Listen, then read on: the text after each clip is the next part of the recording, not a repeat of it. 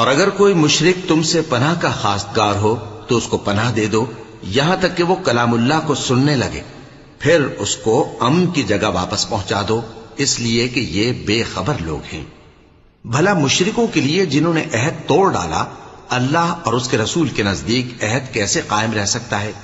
ہاں، جن لوگوں کے ساتھ تم نے مسجد حرام یعنی خانہ کعبہ کے نزدیک عہد کیا ہے، اگر وہ اپنے عہد پر قائم رہیں تو تم بھی اپنے قول و قرار پر قائم رہو، بے شک اللہ پرہیزگاروں کو دوست رکھتا ہے۔ بھلا ان سے عہد کیوں کر پورا کیا جائے جب ان کا یہ حال ہے کہ اگر تم پر غلبہ پا لیں تو نہ قرابت کا لحاظ کریں نہ عہد کا۔